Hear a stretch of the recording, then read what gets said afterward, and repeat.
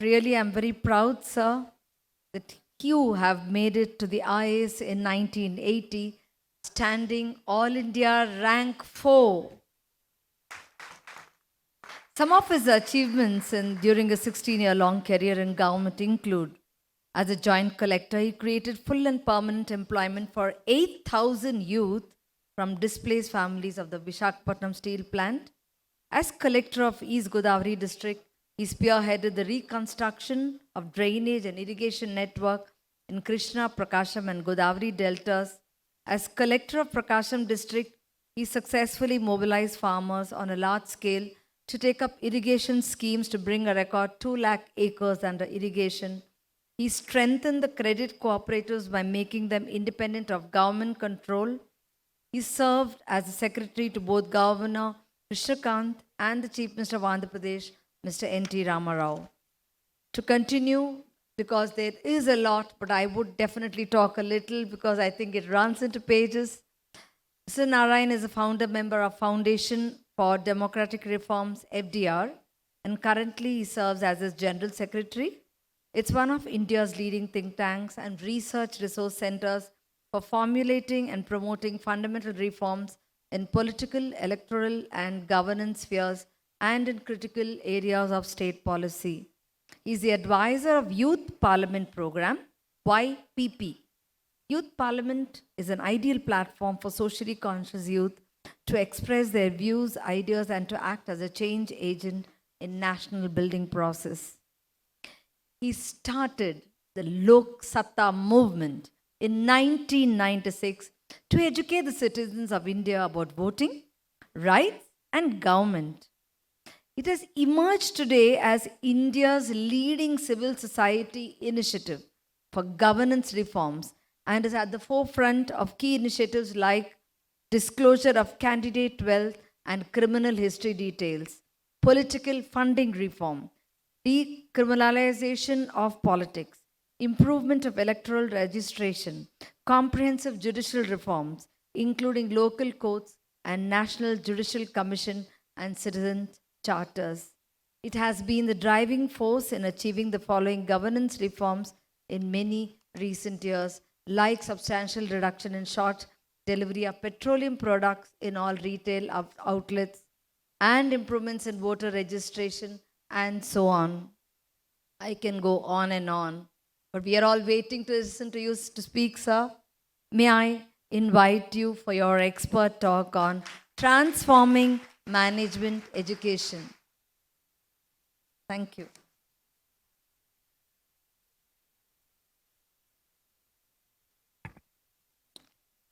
Friends, if I'm a smart man, I should shut up now. For two reasons. The first is this is lunch period, a terrible time to talk. The second is I really cannot claim expertise in management education.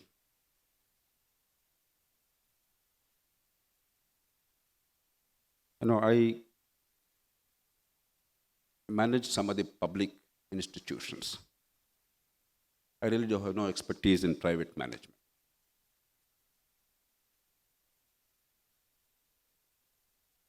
Long ago, I was MD of a sugar factory.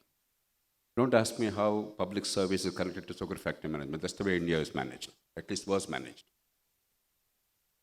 I was special officer of Vizag steel plant. I was not managing the plant, but I was managing many incidental issues arising out of creation of the steel plant. That is when I discovered that public sector in India is the private sector of those in public office. It has nothing to do with the people of the country. One of the more curious things is I headed 2 apex cooperative banks in the then Andhra Pradesh without knowing anything about banking. I had zero knowledge of banking, and I headed the banks without even understanding what was happening in the banks. I dutifully went to 2 of my predecessors, both of whom later occupied high constitutional offices in this country. I took copious notes from them. But the 2 most important things relevant to those institutions were were not briefed to me. Not because they wanted to conceal the facts, but because despite heading those banks, they were completely unaware of what was happening. What were the two things? At the time when I took over those banks, the recovery rate on 100 rupees lent to the people, recovery rate was 8 rupees on 100, 8%. The bank was on the verge of collapse. The second, as a consequence of that, my default to my lender, the National Bank, were the highest in the history of India at that time. I took over the banks without knowing anything about these two central facts about the bank's management. I think it's a miracle that the banks survived me. Then, of course, I headed the Industrial Infrastructure Corporation, agro-industries, etc. For all these reasons, I think I should, as I said, maintain silence. 2,500 years ago, a disciple of Socrates had a difficulty like mine today. He stood up and said, Master, for 20 years I listened to you and my other colleagues interacting with you on a variety of issues.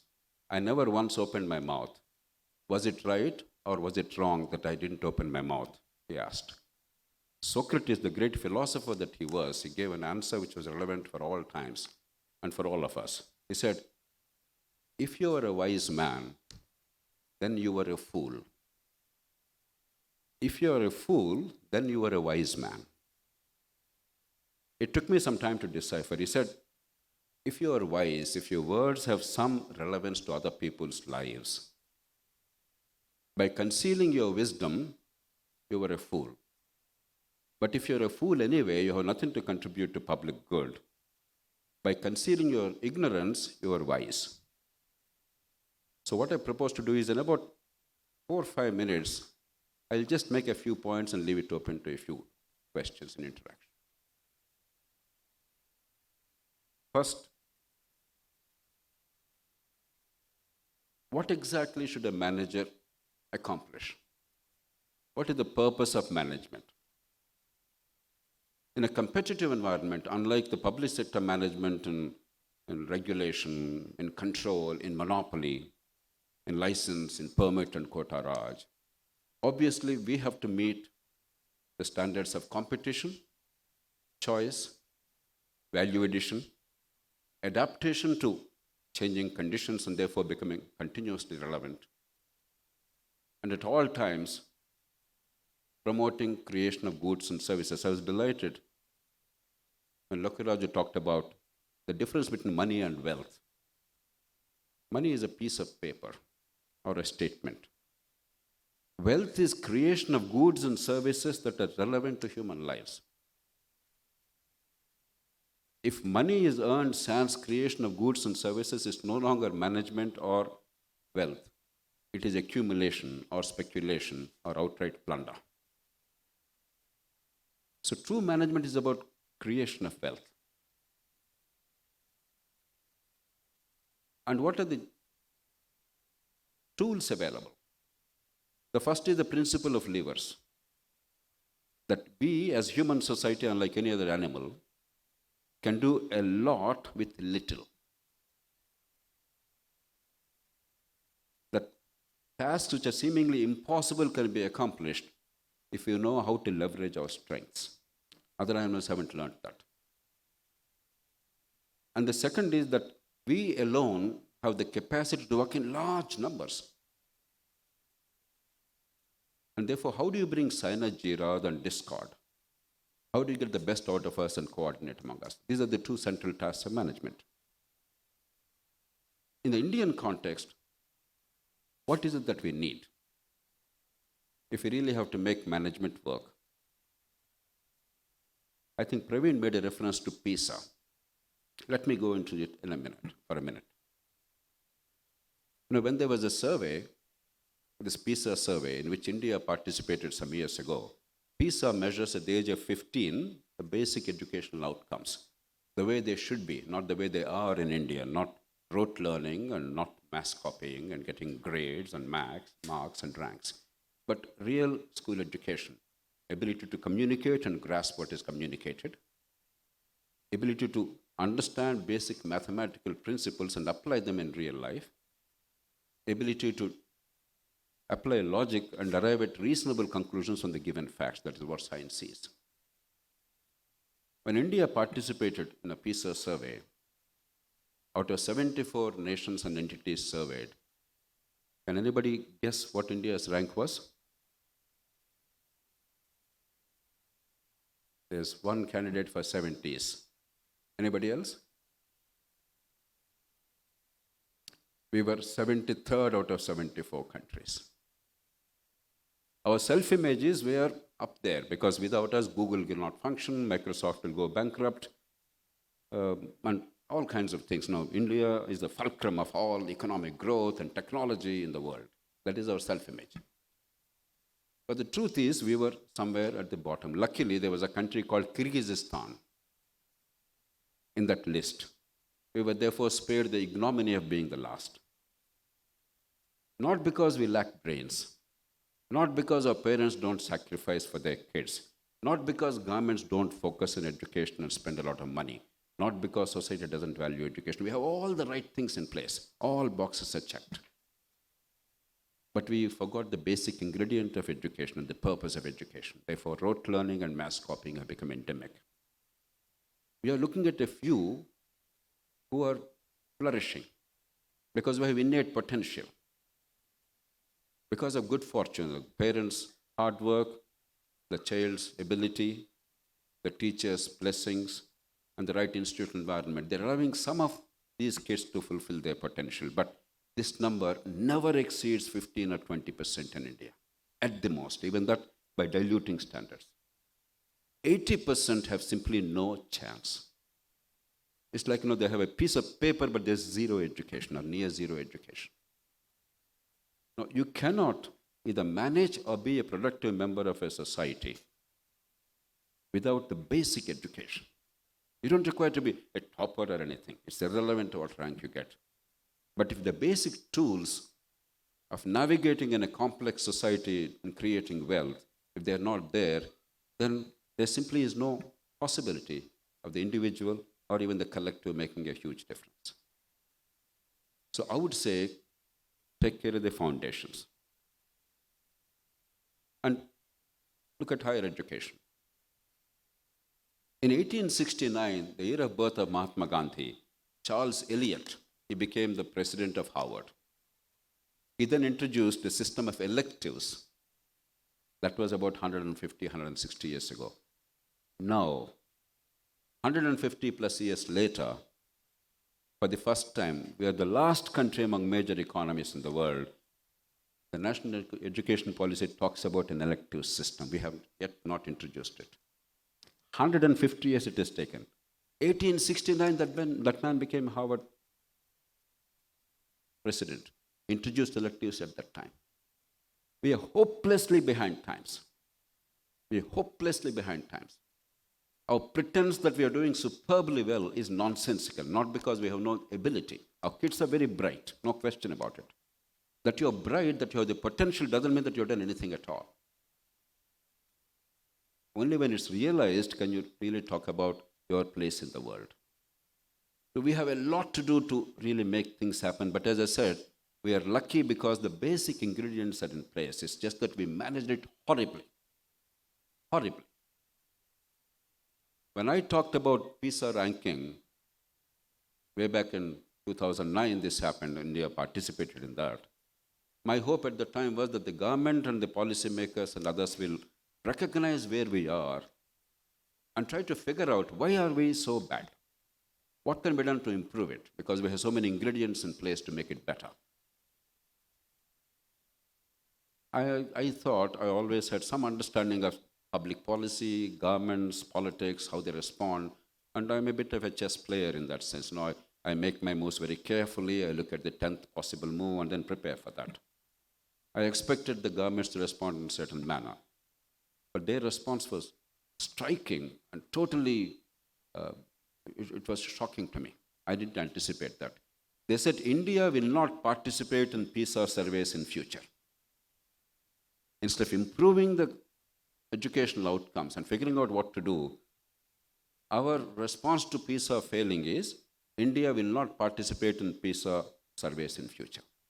Like ostrich in the sand, we forget where we are, we pretend that we are doing well, and that's it. Nobody can question, nobody can criticize. And since then, 14 years, India has not participated in PISA surveys. Not that PISA survey is a solution to all problems, but if we don't even know where we are, we obviously cannot improve. So if we don't improve the quality of education, critical thinking, innovation, you cannot provide leadership, you cannot improve management. You don't require marks and grades, but you require the basic tools of education. The second thing that bothers me of late is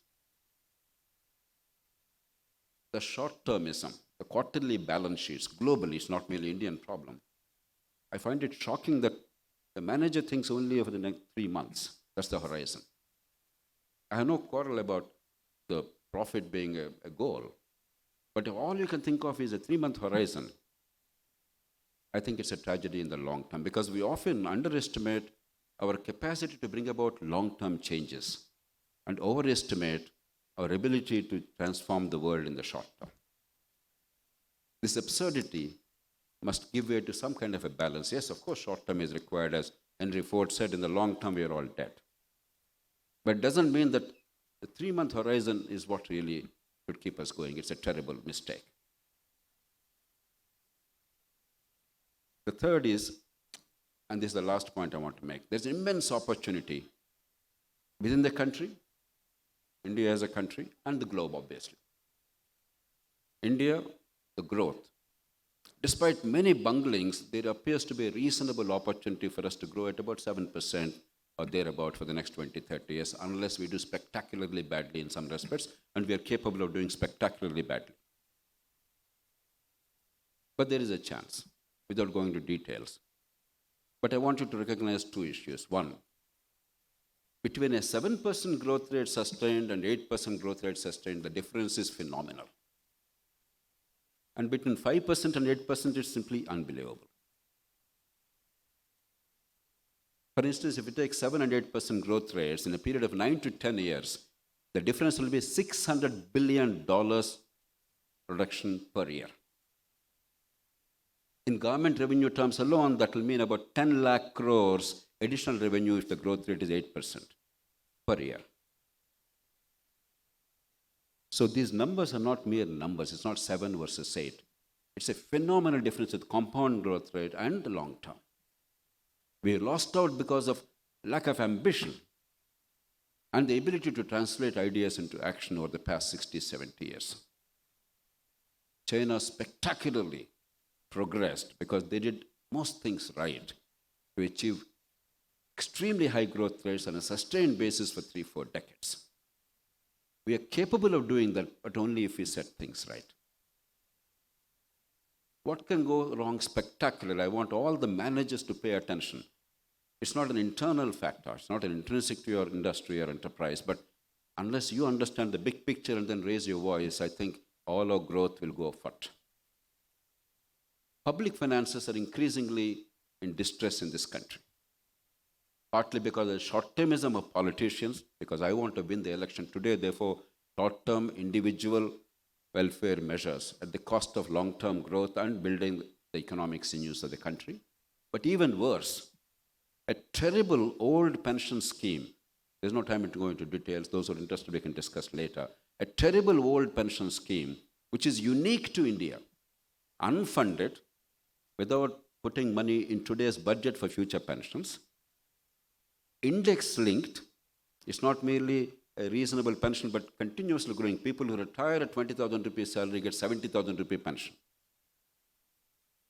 Index-linked, permanent liability, legal liability from which we cannot withdraw, available only to a small segment of the working population of India, 3.3% of workers of India, at the cost of the rest of the people.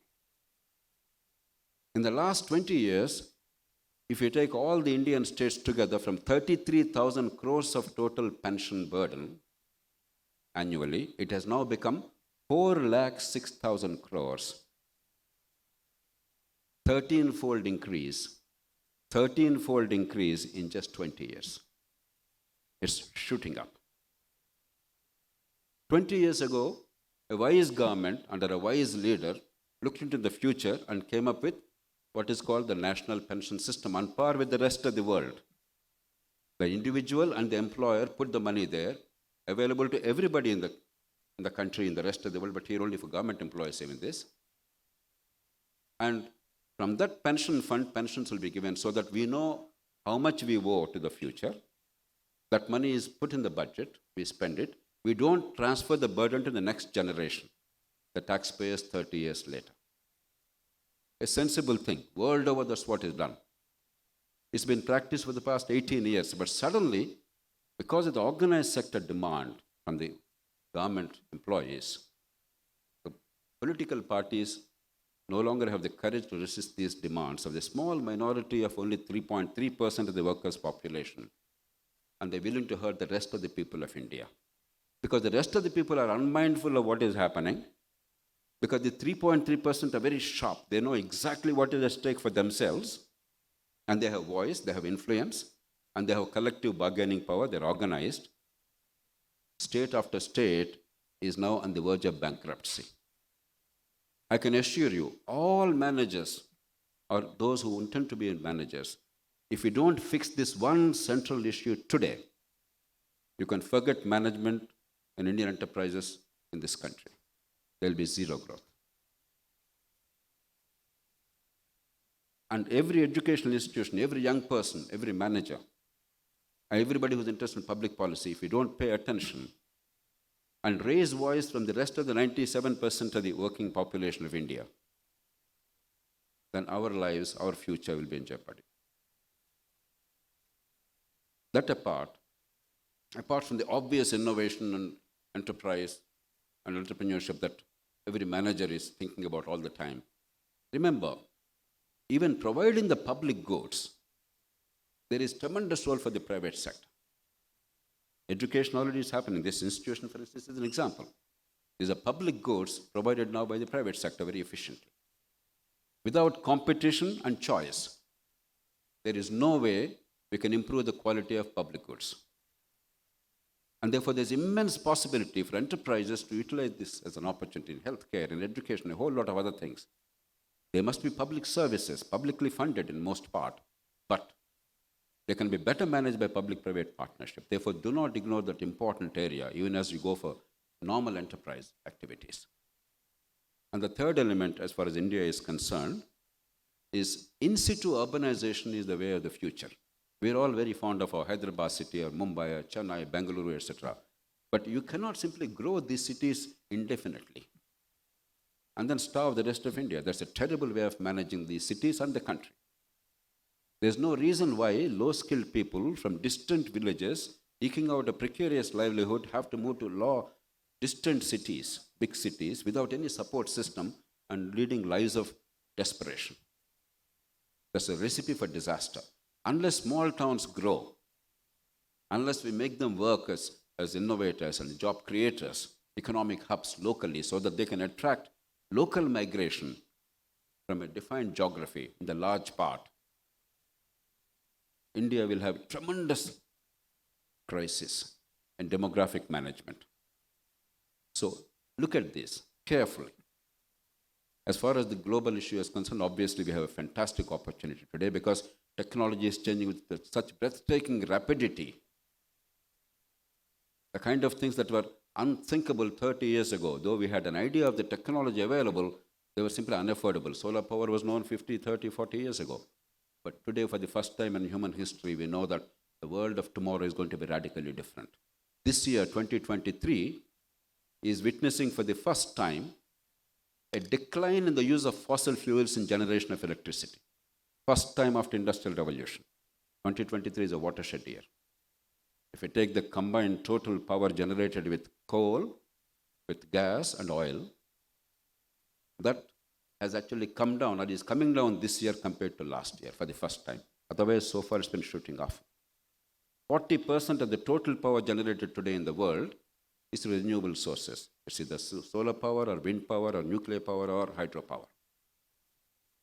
So the world is changing. This is only one example years ago. There are many, many other, somebody mentioned ChatGPT and a whole lot of other things. It's a fantastic opportunity. But it's also a potential risk if you don't move with times. If we take the world's biggest companies, I think 9 out of 10 did not exist about 25, 30 years ago. The great giants of 25, 30 years ago are nowhere today. You can reasonably say that many of these will not exist 25 years hence. That's the speed at which the world is changing. And the other side of it is 70% of the jobs that our young people are going to hold 25 years later have not yet been created. There was a reference to ChatGPT, artificial intelligence, how new kinds of skills are required to create new kinds of jobs. That's just one example. So are we, as managers, as educational enterprises, as a society, creating the kind of workforce required, with the kind of skills and adaptability and flexibility required to meet monumental challenges, because never before in human history has there been such spectacular change in such a short span of time. This is absolutely unprecedented. We are still antiquated in our approach, in our ideas, in our thinking, in our education. We have to move radically. I'm a great optimist. I truly believe that the world today is much better than what it was 30, 40 years ago. People with gray hair like me, we have this tendency to think of the wonderful halcyon days of the past, how glorious things were, and how terrible today is. I don't agree with that. I believe today is infinitely better than what it was 30 or 40 years ago, everywhere in the world, particularly in countries like India. And 20 years hence, it will be much better. But it's not our birthright to have a better world. We have to work for that. We have to think a little bit. We have to plan a little bit. We have to synergize. Above all, we must come out of this splendid isolation, working in silos. We require to integrate, synergize. Because today, you cannot say this skill is different from that skill. Every skill has to come together. This is a world of integration and aggregation. I'm sure that if we harness our skills and energies, put our brains together, A, will give opportunity to every single child, not to few lucky or privileged ones. And B, we can curb some of the potential dangers that are ahead of us, particularly for a country like India, with the governments messing up the finances. Because without the government finances being in a reasonable shape, think of what Sri Lanka is going through today, or Pakistan is going through, or many other countries are going through. If that's what our fate is in the future, you can give up on growth. I believe we can address those challenges. Even if other political and governance problems continue to plague us, we can radically reshape our country, our society, and the global human society. And we can truly ensure that our children inherit a better world. I'm sure that will be a reality. I wish you all the very best. I'm sorry I kept you away from lunch for such a long time. If you have a question or two, we'll take it. Otherwise, we'll quickly adjourn for lunch, and I'll go to some other event that I have. I wish you all the very best. Good luck and thank you. In culture, even in education system, we are emphasizing more on foreign theories. I'm not denying the fact that they're good, but they're very helpful for us.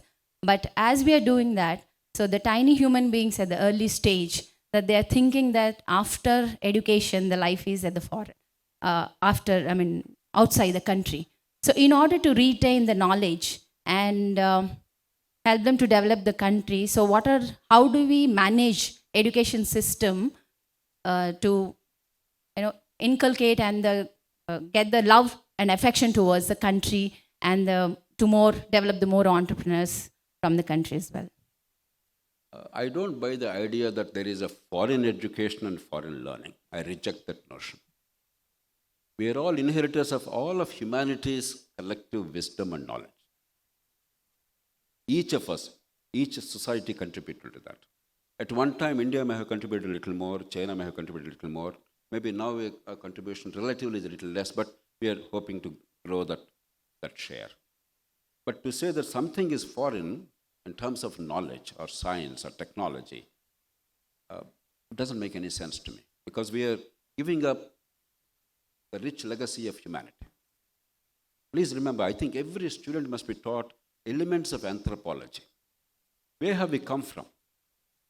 About 75, 80,000 years ago, our ancestors, most of the geneticists say, probably about 3 or maybe 6 mothers. They migrated.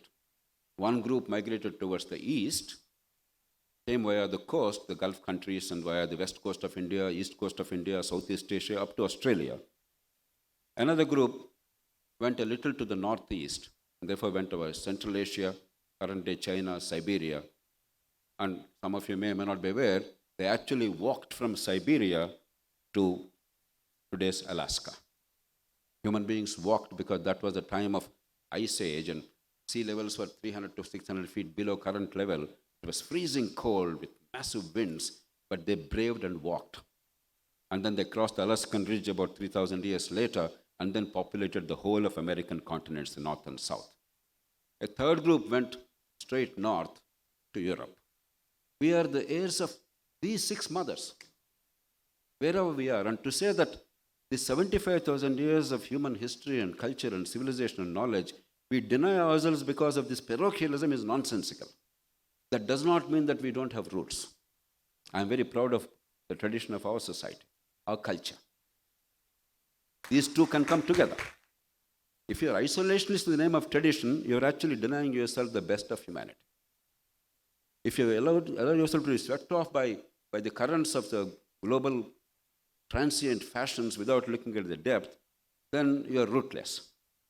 So the trick is, how do you retain the best of our tradition and discard the worst of the tradition?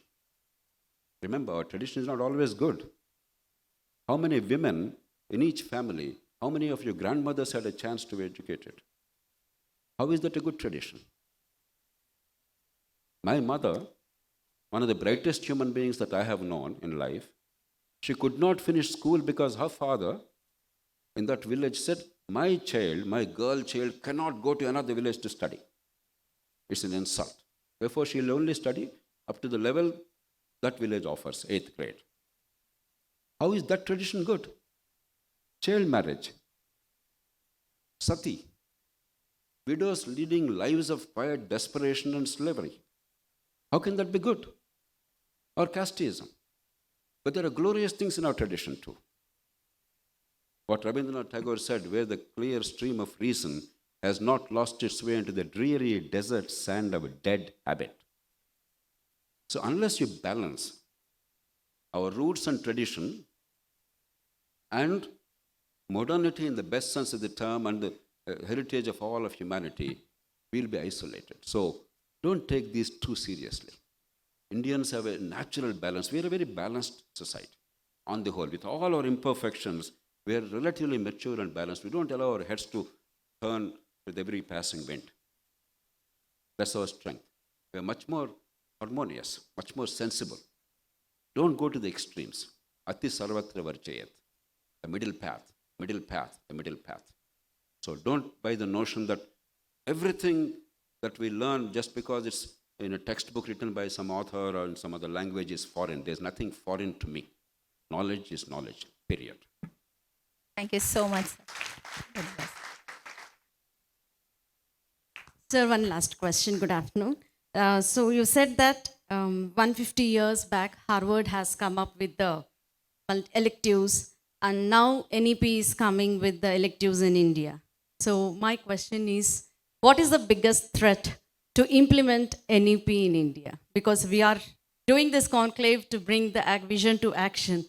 So what could be the biggest threat? Biggest threat is apathy. We have a nice policy. We talk about it ad nauseum. India is very good about these things. Beautiful policy. Everything you say already we have a policy. This perfunctory approach, this has to be a fundamental national movement with a sense of urgency. Because every day that you delay, if there are about 2 crore children that are adding to the school-going population every year, if every day you delay, you divide 2 crores by 365, see how many children's future is sealed. So that sense of urgency. This has to be done now. It's already late. It can be done easily without spending much more money. We're spending a lot of money. Money is not the issue at all. It's just restructuring it. No, somebody talked about khanacademy.org. You have PISA, you have better systems of assessment. Basically, the central tool in the NEP, to me, there are a lot. No, every policy tries to say everything to everybody. Don't go into too much of that. But the central tenet is when the demand side is very strong in the country, everybody wants good education. The problem is, the tragedy is, we don't understand what is good education. We define it poorly and we measure it horribly. Address these two.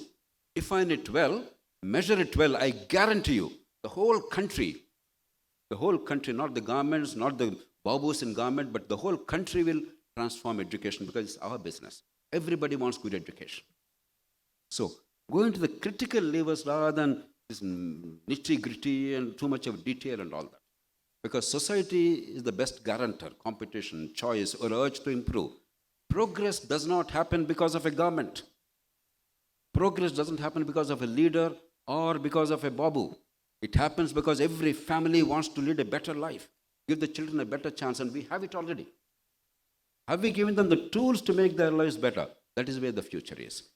I believe the central tenet is, let me reiterate, and I want you to sear this in your minds and think of it every second. Redefine success in education and measure it well and honestly. Everything else will fall in place. Once incentive is altered, everything will fall in place. I'm very optimistic, even as I understand the terrible situation of our education. I have no illusions about the level of education today. We are third rate. You know, which were the best countries in the 2009 PISA survey? China, Hong Kong, China, Singapore. There's no point pretending that we are great and thinking that we are competing with China. But we can. We are not competing today, but we can. It doesn't require plenty of money. People talk about Norway, Finland, etc.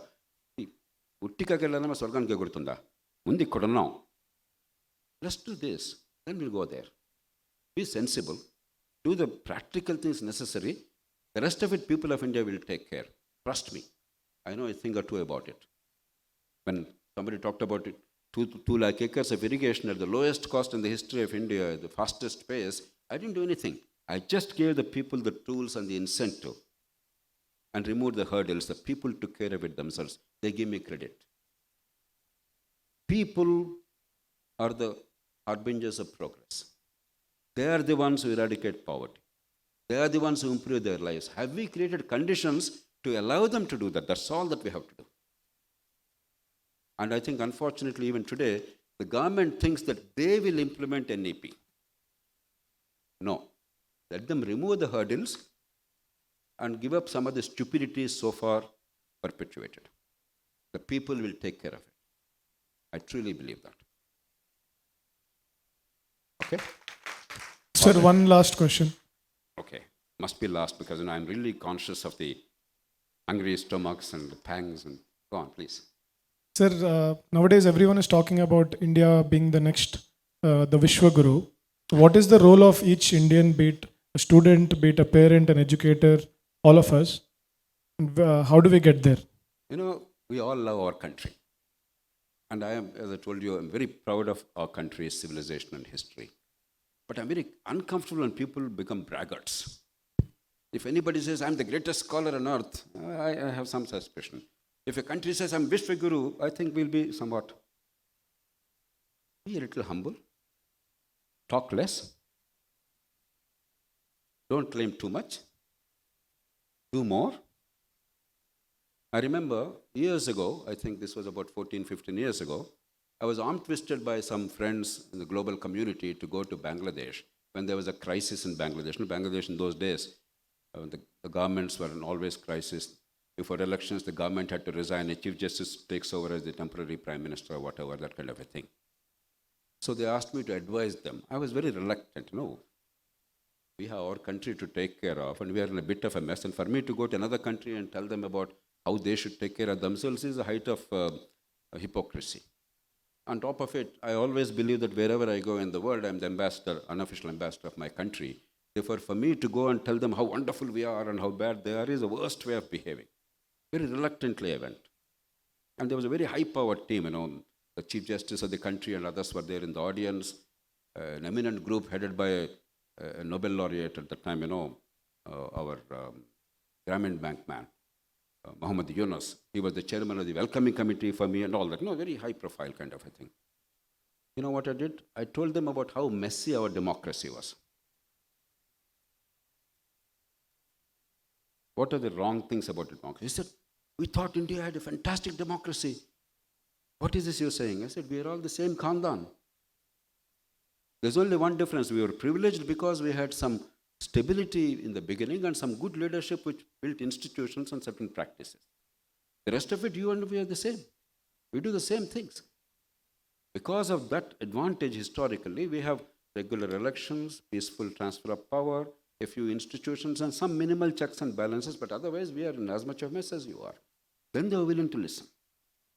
Then I could tell them whatever I felt was necessary to do in their country. So be a little humble. Don't ever use this Vishwaguru business. No, I'm not comfortable. I'm just not comfortable.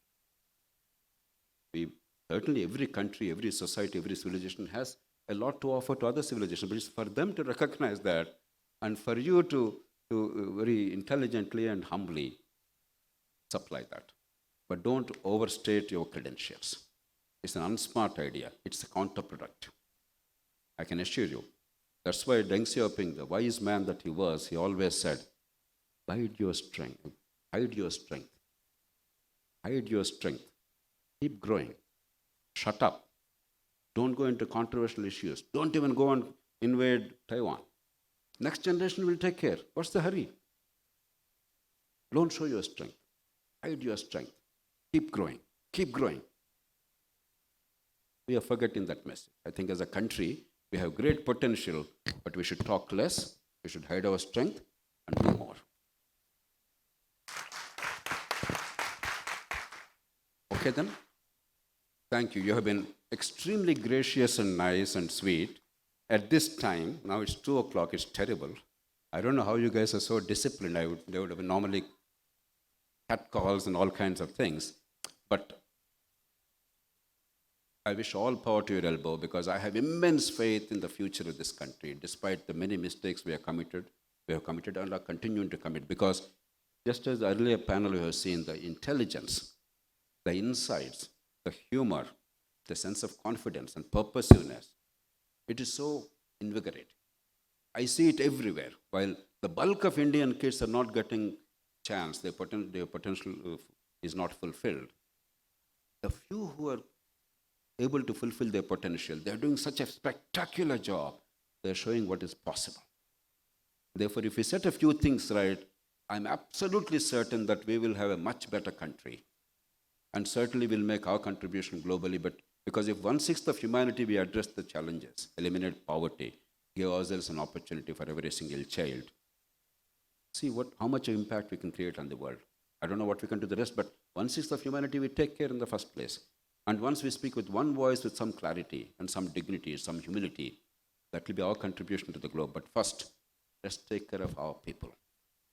No child must ever shed tears saying that because of the circumstances of birth, my potential is not fulfilled. I didn't have a chance in life. If any child in this country feels that is the greatest sin that all of us together are perpetuating. And no person should suffer from avoidable pain and disease and death. Unavoidable, there's nothing we can do. But avoidable, it's a shame. And both these sins, India is the heir to the largest amount of that. Let's have some humility. The greatest amount of unfulfilled potential, the greatest amount of avoidable suffering, they exist in India. Fix that first. Rest of it will take care of itself. I wish you all the very best. Thank you.